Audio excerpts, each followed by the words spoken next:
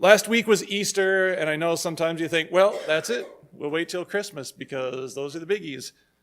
This is just a continuation of Easter, that celebration, that hope. And I just have a short passage I want to share with you. It starts in Genesis, ends in Revelation. Would you follow along with me? 1 Peter 1:3, and I mentioned this last week.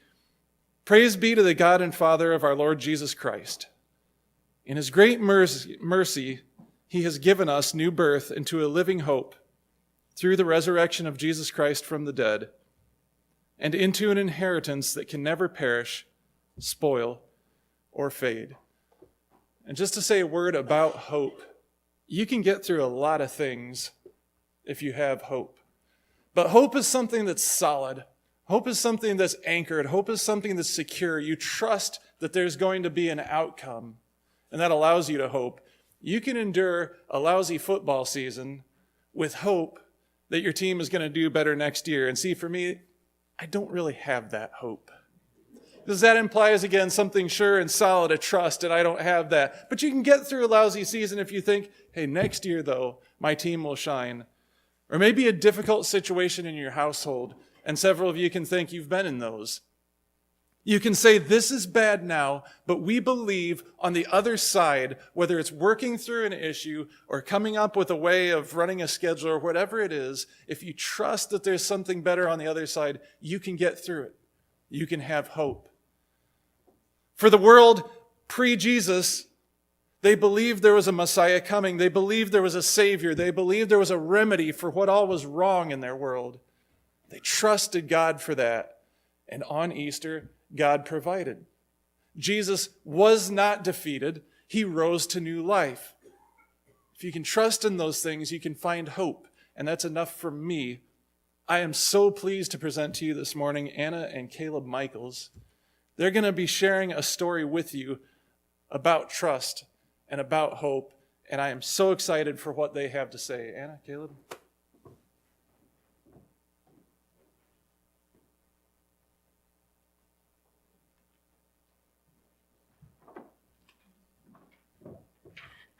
We don't have 100% planned out, but Well, I was all set to come and talk this morning, but then I saw in the bulletin I'm supposed to be doing Genesis Club. So, Anna, tell a good story. I'll see you. haha. That's my husband. Sorry about the lame jokes. Get ready. Well, I'm a dad now, so I've got all kinds of dad jokes. All right, so we have a unique story. And as with any story, I guess we should start at the beginning. So we met in the traditional sense. I'm sure like my grandparents met. Guy meets girl online. Guy falls in love with girl. Eventually convinces her to fall in love with him. He proposes hoping to hear those two magical words. And what he gets is, shut up. So we get married. And in the process of marriage, we talk about having a family, how we want to do it. And we decide that we both really, really, really want a family, but we're going to let it go naturally. When it happens, it happens. So for the first part of our marriage, everything, you're working things out and sorting through things. You have your little tiffs, and sometimes life is messy, but it smooths out. So we were letting things just happen. I knew something wasn't right after a little bit of time into our marriage, and so I went to the doctor, and I knew something just wasn't right. And so when the doctor talked to me, we found out we were pregnant, and so happy, but something wasn't right with the pregnancy. So I found out I was 8 weeks pregnant, and it wasn't good for the baby, and we were going to miscarry, and that's how life was going to go on. Sorry. Those are some of the darkest days of my life. I couldn't understand why God would put this human being into my life and then rip it away. And I know, our plan was just, let things happen how it's supposed to happen. And I just didn't understand why God would put this human being in our life and, like I said, rip it away. And so God, it seemed like he turned on me for a while. He couldn't answer why he would do this, and I couldn't understand what path I was supposed to be on. So over time, we healed, and I had support system at school, my family, that really helped me through things, and it took a lot of prayer and faith in God to carry through every day. Many times I would be driving to school and it'd be a song that would come on, and sometimes I'd be teaching. Thank you. Sometimes I'd be teaching and go, I teach all these beautiful children, but I can't have my own child of my own, So life was hard at that point. So I can remember very, very distinctly. I was working nights at the time, and I was at work, and I knew that my wife had a doctor's appointment because she hadn't been feeling well, and I was expecting a call from her, and that call came in. I was out on the floor working, and I stepped away from the job, take the call, and she tells me, "We're pregnant, but something's not right." And the first thing that came to my mind was, my wife's in pain, so what do you do? Well, I was raised in this church, and I was raised with a Christian background, and I know exactly what you're supposed to say. God has a plan. And so that's what I told her. I said that this is God's way of protecting you because something wasn't right. This is all part of God's plan. And I did my best to console my wife. And how easily can you do that over the phone? So once we were both in an okay place, we ended the call. And then I had to stand there and think, I've heard this all my life. God has a plan. And here I am saying it to my wife to comfort her, but man, I really don't know what that plan is. And so I found myself asking why. And I was full of fear because I was like, well, this whole having a family thing is not going to be as easy as we had hoped.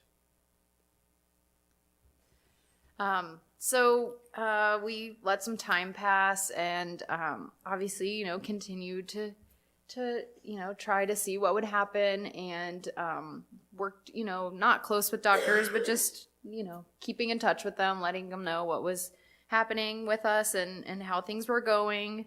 After several months of just not being successful at becoming pregnant, we finally, the doctor said, we've tried some things. I think we need to take it a step further. So we started working with a fertility doctor. We tried to take things into our own hands and go, all right, God, you won't give it to us now. We'll kind of go around your plan, and we'll just make things happen our way. Speed up the timeline. Well, God again had his own plan, and so we did different tests. We did medications. We just, tried whatever we could because we knew more than anything after having our miscarriage that we wanted a family more than anything. And so finally, after some time of, not being successful, just one day, and it had to be God, planted this seed in my head. He said, I think it was a dream actually, that it just, one morning I was like, oh my gosh, why don't we do that? And it was fostering. And I thought about it, and I'm like, I have these kids go through my room all the time, especially when I taught up north, that, they're in need of a home that is caring, and they need, some parents that are going to help take care of them for the time being. So I thought, let's try this. I was really scared to ask my husband to give of himself that way because, you just don't know what to expect when you foster, and it takes, both of us to run the household and keep things going. And I knew I would need his help. It would take both of us. So one day I remember, I said to him, I want to talk to you about something, but I don't want you to say anything back yet. I want you to pray about it, and I want you to just think about it. And I brought up the idea of fostering. And so I saw with fostering that, hey, it was an opportunity to celebrate holidays the way, a family would with kids, coloring Easter eggs and going trick-or-treating and making Valentines and all those things that you would do with your own kids. And so that's what I wanted more than anything. And I saw that as a way and an opportunity to make that happen in our house. So my wife tells me, hey, I want you to think about this. What do you think about fostering? Don't answer yet. Just think about it. And so I thought about it. And I definitely had to pray on it. Because I was like, there's not a kid in the world that comes from a fostering situation that's good. Otherwise, they wouldn't be in it. I thought there were all kinds of problems we were going to have to deal with. And so I was like, all right, God, tell me something. And so I got the message. Let's do this. Let's try it out. So I told her, all right, I'm willing to try. So we signed up for our first fostering class, and the first one you just kind of learn a lot about just how it works and different opportunities and different things about fostering. And the first class that you go through, they kind of want you to set out a timeline for yourself. Okay, let's get the second class done by then, the third class, and then there's a fourth class. We want to be licensed by this time. They want you to fill out a timeline so that, you're working towards it, possibly, if it's the right thing for your family. And so we did, and after the first class, we were still kind of iffy, but we still wanted to keep pursuing and finding out about it. And so we did. We took all the classes. We were in the middle of our licensing, when with licensure, you have several interviews and several home visits and all kinds of fun stuff, many hoops to jump through. But we were almost licensed, and our license specialist was doing probably our last visit, and he's like, hey, I know Caleb, is kind of worried about, having kids in the home, and then the number one thing that they're always trying to do is trying to reunite with their family after their parents can set straight whatever is wrong with the situation. And so he was talking about these two young kids, and they can't tell you much about the kids. So he's like, hey, I got a sibling set that it's a 4-year-old boy and a 2-year-old girl, and they're so sweet, and they're going to need a forever home. And instantly, we were kind of like, "Whoa, forever? That's awesome, because they're going to be with us, but that's permanent too." So, you want to talk? Yeah. So after we had I'm going to backtrack a little bit. So after we had gotten done with that first class, I came out of it knowing a couple different things. One, DCS's goal is reunification. Two, that thing that I know is we're going to have children in our lives that are going to get ripped out of our lives and returned into a home that we may be concerned about. And I knew, well, that's going to just crush my wife all over again, and we're going to have to start back over. So here I am seeing pain, more fear. Are we doing the right thing? Well, when we got to the end of our licensing and he presented us with this opportunity of a permanent home, I'm like, hey, if we're going to make a go of this right here might be our shot. This is not a goal of reunification. This is a goal of starting our family. And so, all right, we agreed, let's meet these children. So we met them, in the conventional manner, in a library in Lafayette, standing there by the entrance door waiting for two children who we've never met, know nothing about, and their casa and their transporter waiting to show up. And they showed up, and we got to spend a little time with them. And after that, I knew that I was wrong on a couple things, and I knew I was in trouble because I fell in love with these children the day we met them. And I knew that Anna wasn't going to be the one that would have to worry about pain or anything like that, because if something didn't go right in this process, I was going to be the one in pain. So literally 6-7 days after we had met the kids, we knew that we were set. We wanted to keep meeting them. We wanted to keep meeting them, seeing them, doing dinner with them, and start to transition to where they would be in our home. And literally 6 days after we had met the kids, I found out I was pregnant. And so we were so excited, but so many things went through my head, like, what if this doesn't work out with Kai and Gwen? Because we knew their names at that point. And then we're bringing this baby into our lives, and what if they get taken out of the home when the baby's born, and then, it's heartache again. So many things went through my mind, like, well, should we take the kids now? But then what if we don't take the kids, and then we have a miscarriage again, and then we're like zero, like at -5, what do we do? So we prayed and prayed and prayed, and we still knew, I knew deep down in my heart that we needed, this was it. We were going to go big. We were going to hopefully have Kai and Gwen in our lives forever, and then also hopefully bring a healthy baby into the world. And so unfortunately or fortunately, the first person who found out I was pregnant was, of course, DCS, because you have to let them know of any changes that happen in your life. So, I'm barely pregnant. And there's a lot of paperwork involved in letting them know that you're pregnant, because they have a lot of questions that they ask. Yeah, such as, well, will you care for the adopted or foster children the same way you would for your own biological child? Well, yeah, of course, but they have to ask those questions.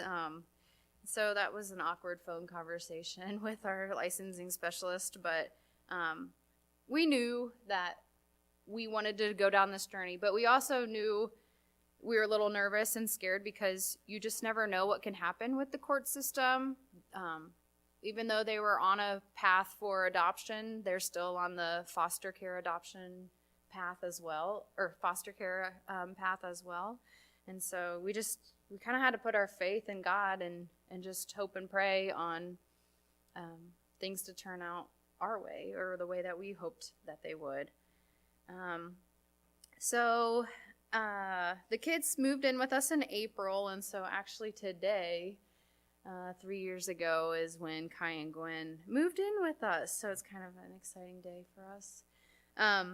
But we got to experience all the fun stuff of parenting, like I mentioned before, holidays. Holidays mean so much when you have kids in your house.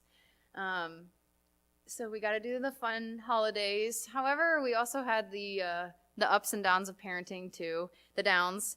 After the first week of Kai and Gwen living with us, Kai was, getting ready for bed. He was laying down in his bed, and our dog Max used to always curl up on the bottom side of his bed, at the bottom of his bed, and kind of snuggle in there next to him. Well, Kai decided it would be really smart to have the lights off and be going to bed, and Max, resting, and to dive bomb him at the bottom of the bed. Well, Max got scared and scratched Kai right below the eye. It was a pretty good scratch. I mean, it was bleeding.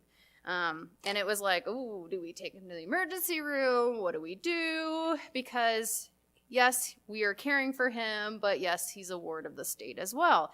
And so with that comes a lot of paperwork and photos and documentation to make sure that we're actually caring for the children. Did we mention paperwork? There's a lot of that. Just a little bit of paperwork.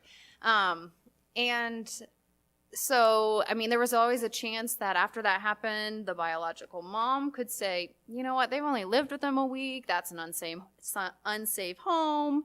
So then I was a mess because, you know, we thought that this was going to be, you know, okay, and everything was going to be fine having Kai and Gwen. And then that happened, and it could be, you know, who knows what could have happened. And so again, we have to put our faith in God and just, you know, pray that everything goes okay, and that no rash decisions are made from the family or from DCS and that kind of thing. So, you know, we really had to trust in the Lord through every step of, you know, waiting to get pregnant, meeting Kai and Gwen, hoping things would turn out with them. And that began the roller coaster of life that still is our life. So once I found out we were pregnant, I was like, okay, there's an answer in sight. God, I get it. This is where we're headed. This is what we're supposed to do. And so, all right, we're moving somewhere. Well, then it was like we had an open phone line to God because we weren't even close to done. The roller coaster began right before the kids moved in. DCS, they laid out their timeline. And, you know, you've always heard that if you want to make God laugh, tell him your plans. Mm-hmm. So this was the plan that was told to us. Well, the kids are going to move in April, and there's going to be a TPR, which is a termination of parental rights. And that's going to happen in May. Then the kids will be eligible for adoption in September, and it'll be finalized by December. So there we had it. By December 2016, we were going to be a whole family. Well, if any of you remember, we celebrated our adoption December of 2017, so that didn't quite go as planned. The TPR, well, the kids did move in with us in April, so DCS got one there. Checked off. TPR didn't happen until September of 2016, just a few days before Josie was born. And then Josie came along, and just right before Josie was born, we were notified that the biological father was going to appeal the termination of parental rights. So that prolonged things. And you can imagine we were praying with God probably multiple times a day at that point, because this was not what we expected. This isn't the picture that was painted for us. So that happened at the end of September. November, we were told, March of 2017, we were told that the courts upheld the decision. Thank you, God. Yes, we're done. He appealed to the Supreme Court of Indiana. So all the paperwork and everything was transferred there. Again, we're still praying to God multiple times a day. What else could go wrong? Finally, at the end of May, we were notified that the Supreme Court wouldn't even entertain the case. It was done. No more appeals. These children are free for adoption. So, in July 2017, we started the adoption process. And as you guys know, in December, it was finalized, and our family was complete. We still pray to God because we still have kids and they're growing. But the hardships of that journey were over with. So Devin approached us about sharing our story, and I've felt very strongly since the beginning that we should share our story. And then, of course, I had to talk to the boss and see how she felt. And we decided, yes, we want to share our story. And I can tell you that our story is special to us. But I know that we're not the only ones that have a story like that. You know, we told our story in this fashion because even though it's our story, we had our own experiences. There was a lot of pain and suffering on her end, and mine was a lot of fear and doubt. But we trusted in the Lord, and everything came up Mikels. Kai and Gwen would not have been in our lives without having gone through the pain that we went through with the miscarriage. I can guarantee it. And looking back, we never understood how that was supposed to fit in, and why it was happening. But now that we have gone several steps forward, I can honestly look back and say, God had that plan for us. We didn't understand it at the time. It was so painful, and we hurt so bad. And things seem so dark, and that you would never be able to overcome any of that. But without that happening, we would have never had Kai and Gwen in our lives, I don't think. And now looking back, I can't imagine life without them. And so I'm thankful that God, taught me those things at the time and helped me through as we trusted him to where we are today. Yeah. And I lost my place. So I know we aren't the only ones that have stories like this. I mean, I'm sure that there may be some of you out there that had a story probably not exactly like this, but the meat and potatoes of it are there. I mean, I would say we were definitely challenged. And I know my faith was challenged with the amount of fear and doubt that I experienced. But we kept our trust in God, and he came through. And I don't know, maybe some of you have had that time where maybe you doubted or you feared, but that is a perfectly natural feeling, which leads into, as long as you keep that trust in God, it'll all work out. And I have no doubt in my mind or my heart or soul of any of that. Doubt is not something that comes easily to me anymore.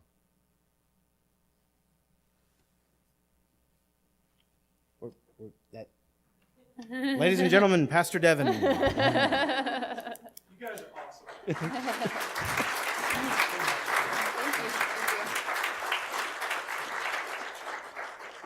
You guys are awesome.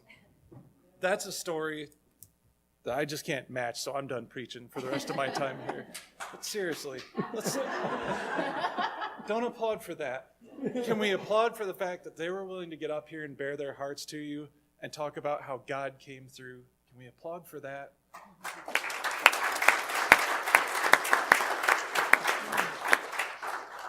Anna and Caleb, I want to say thank you so much for sharing that, really. I know that's not easy.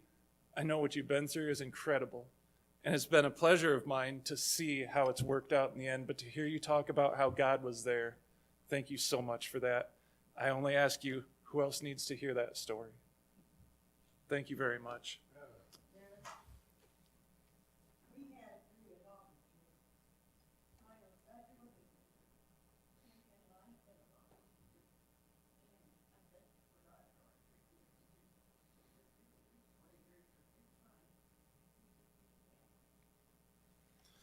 God is truly amazing. And no matter what your journey looks like, no matter where it has taken you or where it's going, God promises to walk with you. You can have hope if you can find trust that God is there. And thank you again for sharing that with us this morning. I encourage you, again, I can't imagine what they've been through, and I can't imagine exactly what it took to share that with everyone this morning. If you have a minute between now and the potato bar, please thank them for sharing that. Please share an encouraging word with them or just a pat on the back. That was incredible. Thank you again.